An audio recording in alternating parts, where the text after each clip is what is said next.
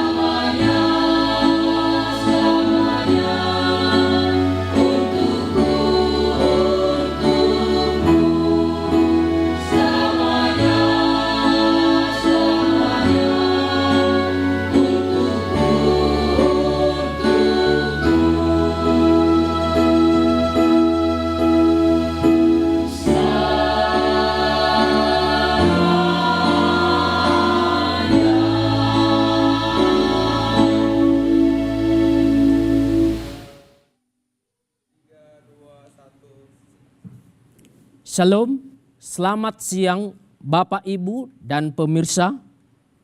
Sebelum kita mendengarkan firman Tuhan, di siang hari ini mari kita berdoa.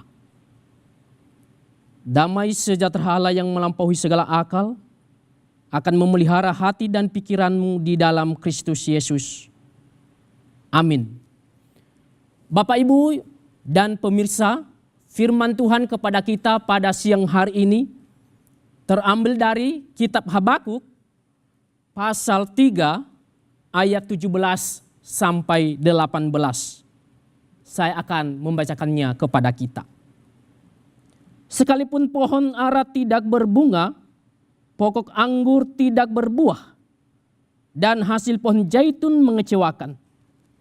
Sekalipun ladang-ladang tidak menghasilkan bahan makanan, kambing domba terhalau dari kurungan, dan tidak ada lembu dalam kandang. Aku akan bersukacita di dalam Tuhan, bersorak-sorai di dalam Allah penyelamatku. Demikianlah pembacaan firman Tuhan. Sebagai tema firman Tuhan kepada kita pada saat ini, yaitu iman yang kokoh, harapan yang hidup menghadapi krisis zaman. Bapak, Ibu yang dikasihi oleh Tuhan, hidup ini tidak lepas dari krisis. Ada krisis ekonomi, ada krisis moral, dan ada krisis kesehatan. Bahkan juga ada krisis iman. Mungkin kita pernah mengalami masa ketika doa terasa tidak dijawab. Inilah situasi yang dihadapi oleh Nabi Habakuk pada waktu itu. Nabi Habakuk, dia hidup di masa di mana bangsa Yehuda mengalami ancaman besar. Ketidakadilan merajalela. Kejahatan di mana-mana. Seakan-akan kejahatan itu menang. Dalam situasi seperti inilah manusia wajar merasa putus asa, takut, dan kehilangan harapan. Namun di tengah-tengah kondisi atau keadaan seperti itu, Nabi Habakuk berseru, sekalipun pohon ara tidak berbunga, pohon anggur tidak berbuah, pohon zaitun mengecewakan, sekalipun ladang-ladang tidak menghasilkan bahan makanan, kambing domba terhalau dari kurungan, dan tidak ada lembu sapi dalam kandang. Semua ini adalah gambaran atau kondisi bangsa Yehuda pada saat itu. Mereka mengalami kehancuran total. Tidak ada buah. Hasil pertanian gagal. Ternak lenyap. Itu berarti tidak ada sumber kehidupan. Akan tetapi Nabi Habakuk berkata, sekalipun. Kata sekalipun ini adalah pernyataan iman dari Nabi Habakuk. Imannya melampaui segala situasi pada waktu itu. Imannya tidak ditentukan oleh kondisi. Ini adalah menunjukkan iman yang kokoh, iman yang kuat yang dimiliki oleh Nabi Habakuk. Dia yakin bahwa sekalipun keadaan buruk, Allah tetap percaya. Allah tetap dipercayai bahwa Allah itu adalah setia dan berdaulat atas situasi kehidupan yang sedang terjadi kepada umatnya pada saat itu. Bapak Ibu yang dikasihi oleh Tuhan, mungkin hari ini sedang menghadapi kesulitan, sedang menghadapi penderitaan, sakit penyakit, usaha turun, atau doa yang tidak dijawab oleh Tuhan. Mari kita belajar dari iman Habakuk. Iman Habakuk mengajarkan kita bahwa iman sejati tidak bergantung pada keadaan, tetapi pada Allah yang tidak pernah berubah. Ini juga mengajarkan kita bahwa iman sejati adalah berakar pada pribadi Allah. Kemudian ini juga mengajarkan kita bahwa iman sejati bukan berdiri di atas keadaan, melainkan di atas Allah yang tidak pernah berubah. Sehingga Nabi Habakuk berkata, sekalipun semua sumber penghidupan tidak ada atau lenyap, namun iman Habakuk tidak tergoyahkan, tetap kokoh. Karena kenapa? Karena tidak membiarkan keadaannya menguasai imannya. Bapak Ibu yang dikasihi oleh Tuhan, dunia sekarang ini penuh dengan ketidakadilan, penuh dengan ketidakpastian. Harga barang naik, pekerjaan sulit, kejahatan di mana-mana, bahkan ketidakadilan terjadi. Gagal dalam berbisnis. Sehingga ada banyak orang yang putus asa, bahkan putus harapan. Bahkan kehilangan pegangan hidup. Lalu melalui firman Tuhan kepada kita pada saat ini mengingatkan kita. Jikalau kita menggantungkan iman kita pada keadaan, maka iman kita akan goyah. Iman kita akan runtuh. Tetapi jika iman kita berdiri di atas firman Tuhan, di atas firman Tuhan yang benar, maka dalam kondisi apapun yang terjadi, iman kita tetap kokoh, tetap kuat. Karena kenapa? Karena kita telah membangunnya di atas firman yang benar. Bapak Ibu yang dikasihi oleh Tuhan, mari kita melihat bagaimana sikap atau respons iman dari Nabi Habakuk ketika dia di tengah-tengah krisis yang terjadi pada waktu itu. Bagaimana responnya? Dia berkata, aku akan bersorak-sorak di dalam Tuhan. Bersorak-sorak di sini, Bapak Ibu, bukan hanya sekedar sukacita semata atau sukacita sesaat. Tetapi di sini adalah kenapa Nabi Habakuk berkata, aku akan bersorak-sorak di dalam Tuhan. Karena Nabi Habakuk di dalam keyakinannya, di dalam imannya bahwa sumber sukacitanya adalah berasal daripada Allah.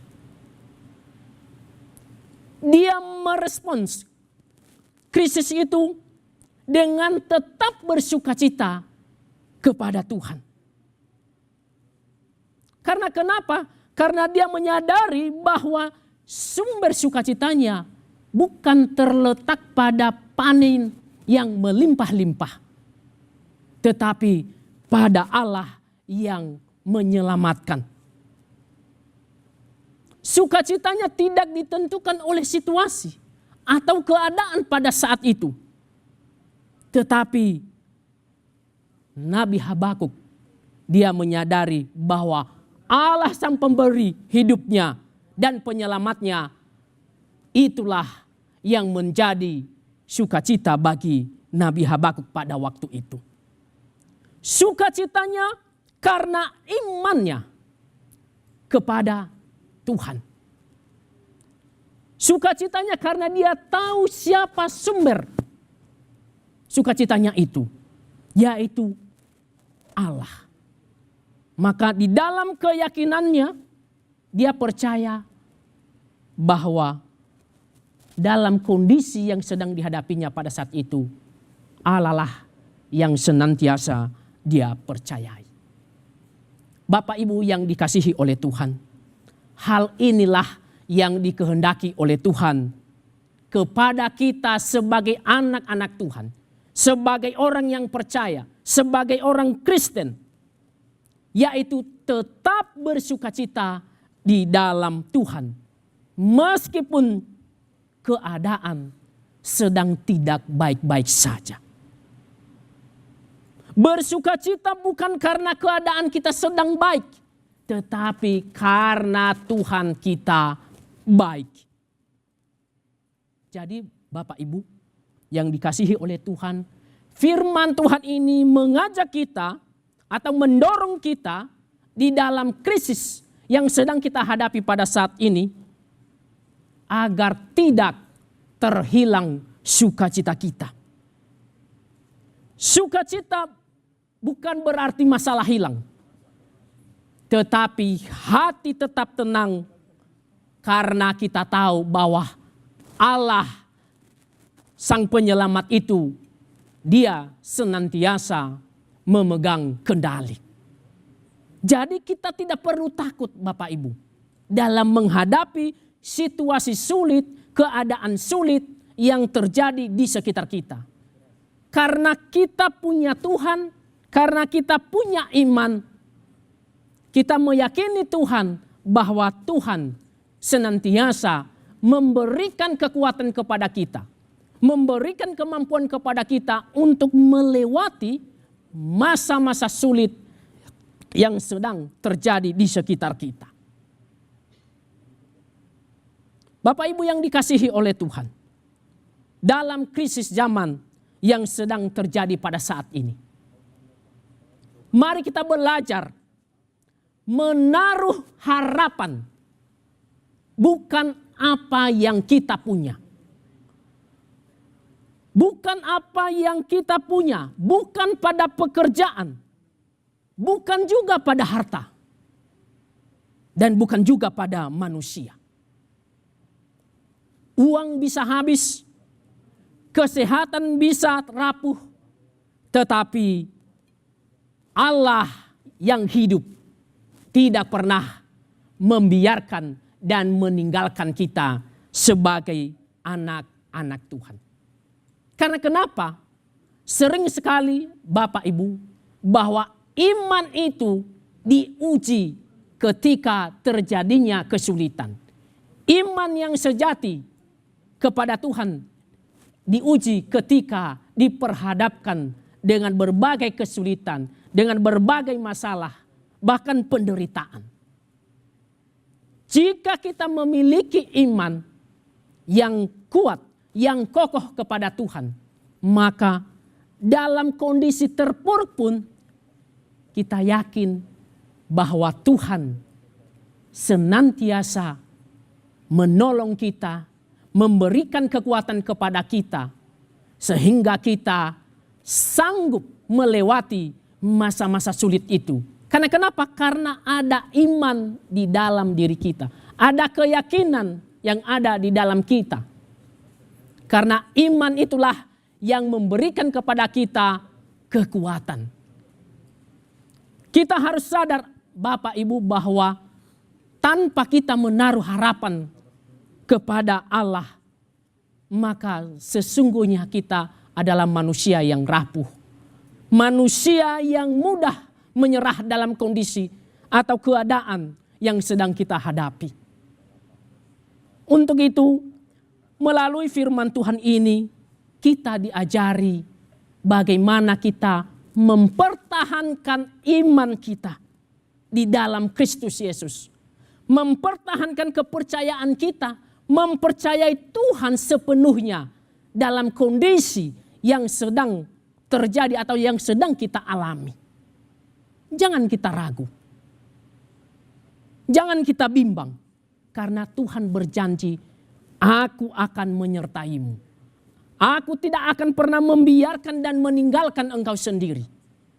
Itulah janji Tuhan kepada kita sebagai orang-orang yang percaya. Kepada kita sebagai anak-anak Tuhan. Dia memberikan kepada kita janji. Dan janji itu harus kita pegang. Harus kita yakini. Karena kenapa Bapak Ibu? Karena tanpa kita memegang iman kita kepada Yesus Kristus, maka kita akan mudah tergoyahkan ketika kita diperhadapkan berbagai kesulitan, berbagai masalah, berbagai penderitaan. Jadi hari ini kita diajarkan iman yang sesungguhnya kepada Tuhan adalah iman yang mempercayai 100% kepada Allah. Kita harus meyakinkan itu. Meyakinkan Tuhan itu bahwa ada. Di titik terendah kita, Tuhan senantiasa ada. Untuk itu, bagaimana iman kita supaya kokoh di tengah-tengah krisis? Maka tetaplah percaya meskipun keadaan buruk. Tetaplah memandang kepada Allah, bukan pada keadaan.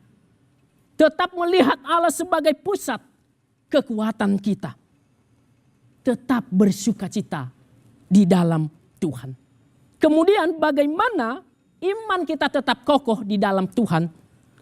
Bangunlah relasi pribadi dengan Tuhan. Nabi Habakuk berkata, sekalipun di sini kita melihat bahwa Nabi Habakuk ini tidak hanya tahu tentang Allah, tetapi ia berelasi erat dengan Allah sendiri. Jadi iman kokoh lahir dari doa, dari firman, dan juga keintiman dengan Tuhan. Oleh karena itu, Bapak, Ibu, dan pemirsa, firman Tuhan ini mengajak kita untuk mempercayai Allah sepenuhnya dalam situasi yang sulit kita hadapi. Tetaplah berharap kepada Tuhan, tetaplah percaya kepada Tuhan, dan tetaplah setia kepada Tuhan. Maka ketika kita tetap mempercayai kepada Tuhan dalam situasi apapun yang sedang kita hadapi, kita bisa berkata, sekalipun aku bersorak-sorai di dalam Tuhan, beria-ria di dalam Allah, aku tetap percaya bahwa Allah adalah penyelamatku. Demikianlah firman Tuhan, mari kita berdoa. Bapa di surga, kami sangat bersyukur untuk kebenaran-Mu pada siang hari ini. Mengajarkan kami bagaimana kami memiliki iman yang kokoh, yang kuat di dalam Tuhan. Dengan mempercayai Tuhan, dengan memandang kepada Tuhan bahwa Tuhan tidak pernah membiarkan dan meninggalkan kami. Allah senantiasa bersama dengan kami, memberikan kekuatan kepada kami. Dan juga mengajari kami Tuhan, bagaimana kami bersukacita dalam Tuhan. Kami harus menyadari bahwa sumber sukacita kami adalah berasal daripada Tuhan. Terima kasih Tuhan, terpujilah Tuhan, termulialah nama-Mu. Hanya di dalam nama Tuhan Yesus Kristus kami berdoa, bersyukur kepada Tuhan. Amin.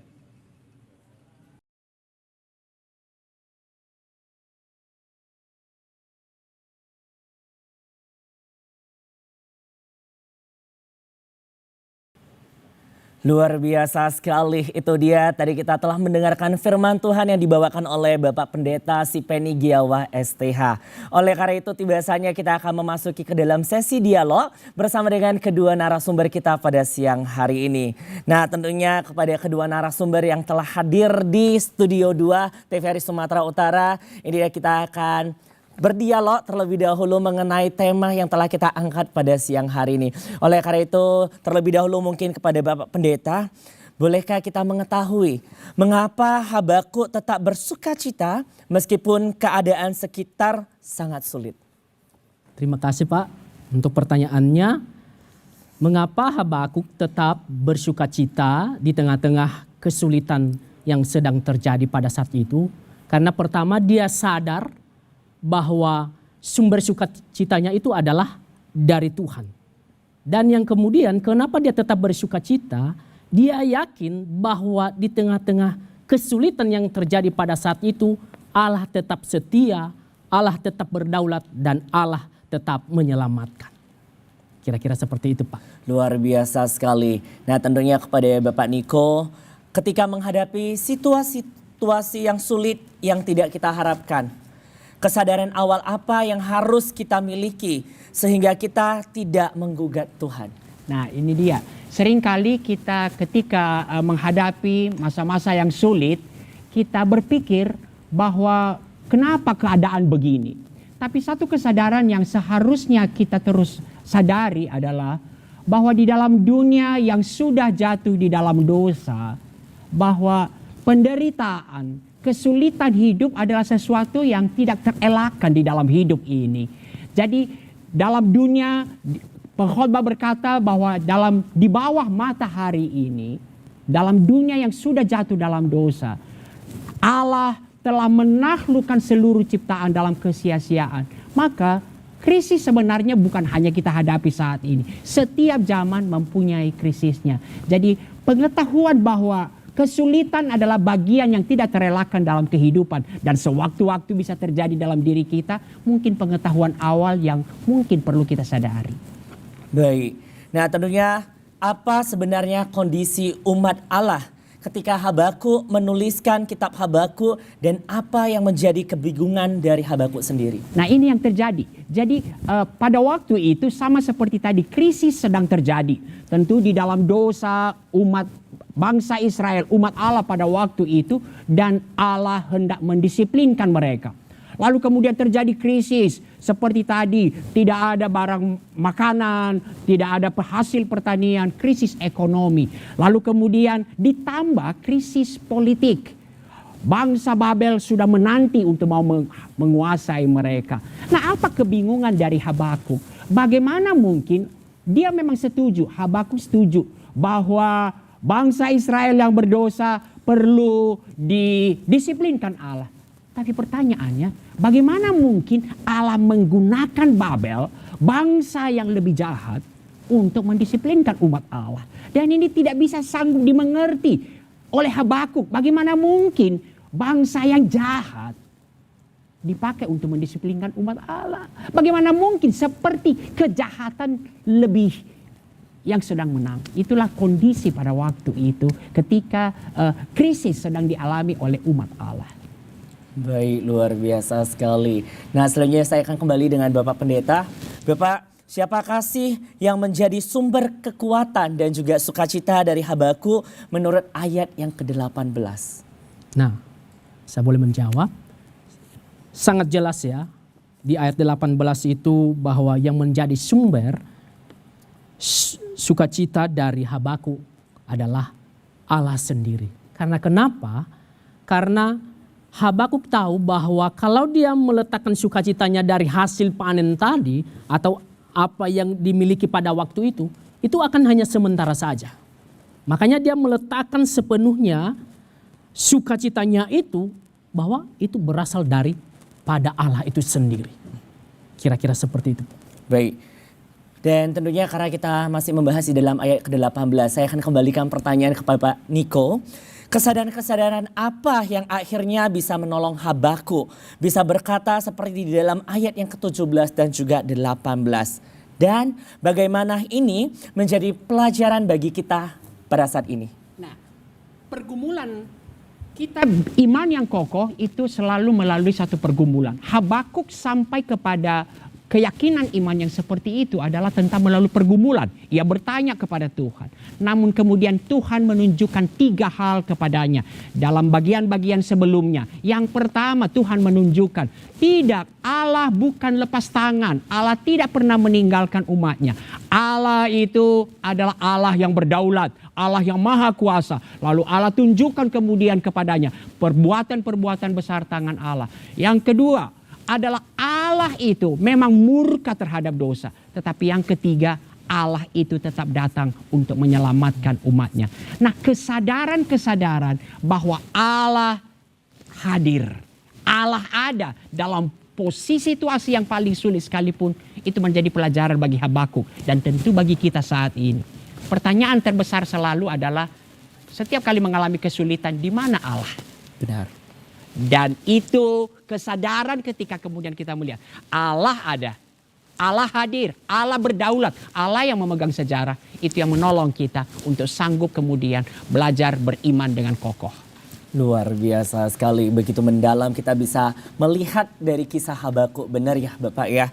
Dan selanjutnya kepada Bapak Pendeta, mengapa sukacita Habakuk tidak bergantung pada hasil panen ataupun keadaan ekonomi yang terjadi? Oke, terima kasih Pak.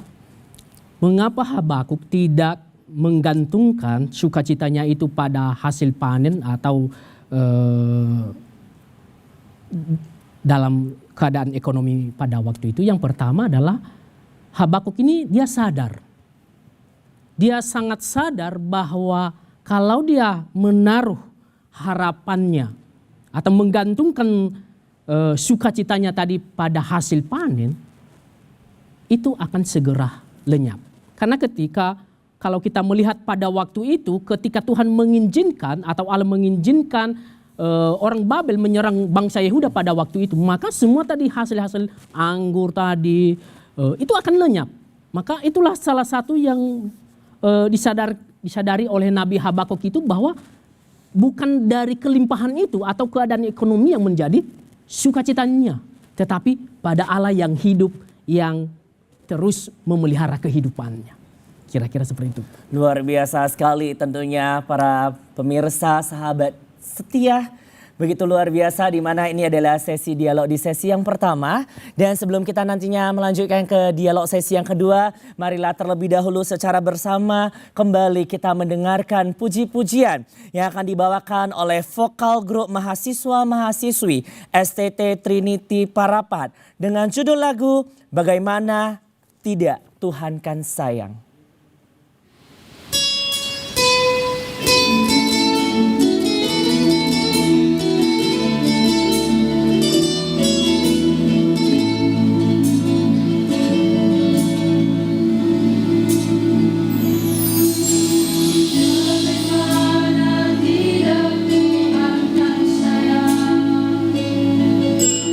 Indonesia bangsa yang besar.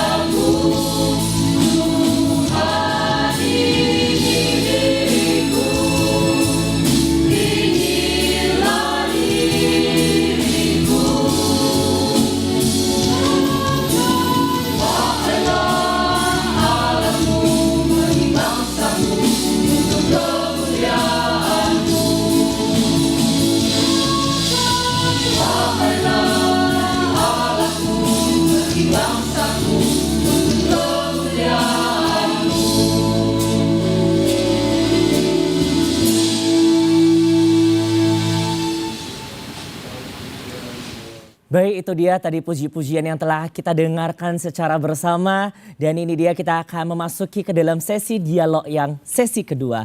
Oleh karena itu kembali lagi dengan kedua narasumber kita pada siang hari ini. Tentunya Bapak saya akan kembali berdialog dan juga memberikan pertanyaan kepada kedua narasumber pada hari ini ya. Nah tentunya saya akan memberikan pertanyaan kepada Bapak Pendeta.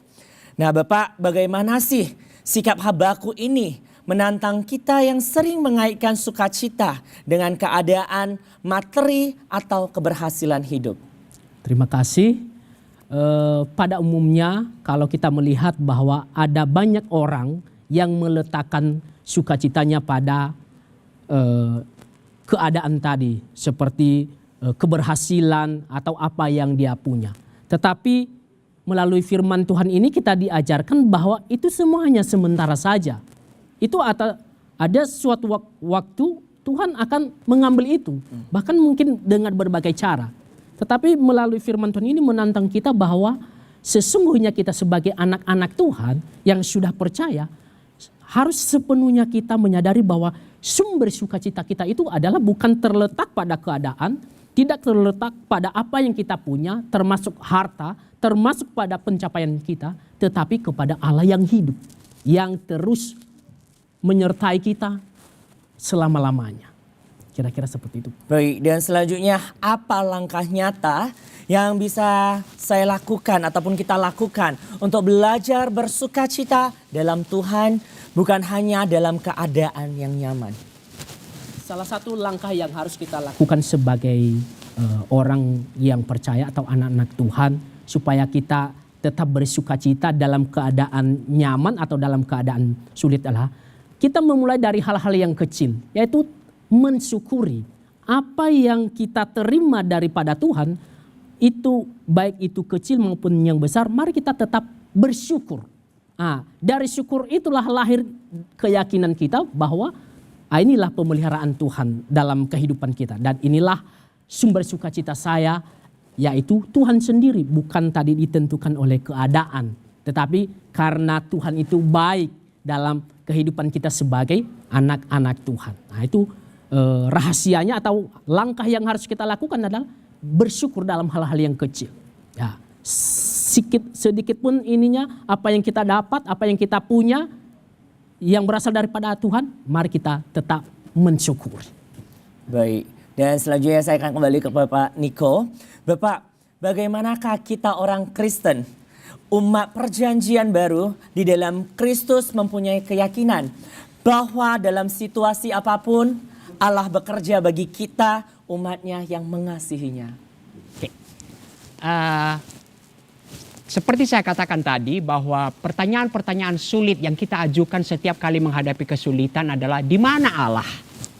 Dan pertanyaan ini Allah jawab bagi kita. Di mana Allah? Dan Allah membuktikan kasih-Nya kepada kita. Allah membuktikan bahwa Allah tidak pernah meninggalkan kita. Ia berikan Kristus bagi kita. Allah yang turun ke dalam dunia dan mengambil rupa seorang manusia. Tinggal bersama kita. Maka itulah Immanuel. Allah beserta kita. Bahkan Kristus dikatakan imam besar yang kita punya turut merasakan seluruh kelemahan-kelemahan kita kecuali tanpa dosa. Maka ketika kita menghadapi masa-masa sulit, Kristus pun pernah merasakannya. Maka mari kita datang kepadanya, menghadapkan diri kepadanya supaya mendapatkan pertolongan pada waktunya. Nah, hal-hal ini menolong kita untuk memastikan bahwa dalam kondisi apapun Allah mengasihi kita.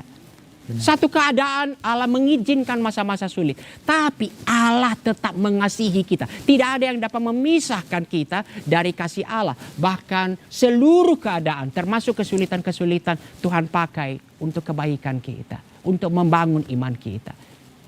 Dan itulah yang memastikan menolong kita bahwa di dalam Kristus.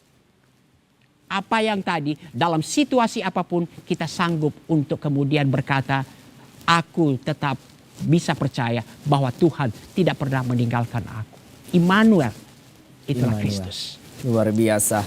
Dan tentunya bagaimanakah aplikasi praktis dalam kehidupan kita saat ini ketika menghadapi situasi yang sulit, bisa juga akhirnya bersikap seperti Nabi Habakuk. Ya, saya kutip kemudian apa yang diungkapkan oleh Rasul Paulus ya di dalam Filipi, dalam suratnya Filipi dia katakan, damai sejahtera Allah yang melampaui segala akal kiranya memelihara hati dan pikiran kita. Pertanyaannya adalah bagaimana kalau kata dunia damai sejahtera itu kalau kita punya ini, kita punya ini. Kalau kita kondisi. Tapi melampaui akal, kita bisa menikmati damai sejahtera Allah. Caranya, mari pertama kita isi pikiran kita, hati kita tentang kemurahan-kemurahan Allah, anugerah Allah. Bahwa Allah tidak pernah meninggalkan kita. Sekalipun memang dunia ini seperti ini, kita bahkan diizinkan untuk mengalami masa-masa sulit. Maka seperti tadi firman Tuhan yang disampaikan kepada kita. Relasi dengan Tuhan. Justru di masa-masa sulitlah kita harus terus datang menghadap Allah untuk mendapatkan pertolongan pada waktunya. Lalu kemudian satu keyakinan seperti dikatakan dalam surah Korintus. Tidak ada kesulitan dan pencobaan yang melampaui kekuatan kita. Dan Tuhan hadir menolong kita pada saat kesulitan-kesulitan itu. Kiranya ini kemudian menolong kita untuk kemudian secara praktis sekalipun sulit. Ada takutnya, ya tetap ada takut. Tapi kita mengalami ketenangan bahwa Tuhan bersama kita. Baik. Luar biasa sekali di sesi dialog ini. Tentunya selanjutnya pada siang hari ini saya akan meminta kesimpulan dari kedua narasumber kita. Mungkin dari Bapak Pendeta Sipeni Giawa STH boleh memberikan kita kesimpulan dari Mimbar Agama Kristen Protestan pada siang hari ini. Oke. Terima kasih Pak. Sebagai manusia tidak terlepas dari kesulitan, penderitaan. Selama kita hidup, kita tetap menghadapi namanya krisis. Krisis ekonomi, krisis moral, krisis iman. Tetapi melalui firman Tuhan yang sudah kita dengarkan, mengajarkan kita untuk tetap mempertahankan iman yang kokoh. Iman yang teguh di dalam Allah. Karena kenapa? Satu hal yang mengajarkan kita bahwa kita harus sadar bahwa dalam kesulitan apapun, Tuhan Allah yang berdaulat itu tetap setia, tetap ada, dan tetap Dia bersama-sama dengan kita, menyertai kita, dan juga memberikan kekuatan kepada kita di tengah-tengah krisis yang kita hadapi. Percayalah itu, imanilah itu, jangan sampai keadaan menguasai iman, tetapi serahkanlah sepenuhnya itu kepada Tuhan. Terima kasih. Baik, saya ucapkan terima kasih kepada Bapak Pendeta Sipeni Giawa STH. Dan selanjutnya juga secara bersama para pemirsa, kita akan mendengarkan kesimpulan dari Bapak Nikolaus Dahi SSI MTH. Silakan Bapak. Ya, firman Tuhan mengingatkan kita, selagi kita masih dalam kemah tubuh ini, kita akan terus mengeluh. Apa artinya?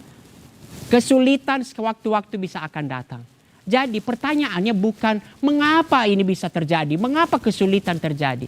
Tapi alih-alih kita terus bertanya kepada Tuhan, mungkin hal yang lebih penting adalah kemudian di dalam kesulitan Allah hadir.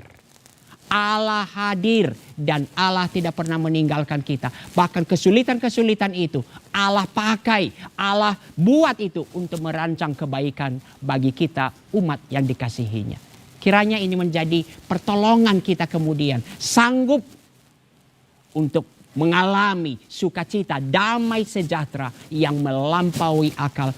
Itu kiranya memelihara hati dan pikiran kita di dalam masa-masa yang sangat sulit. Baik, terima kasih Bapak Nikolaus Dahi SSI MTH.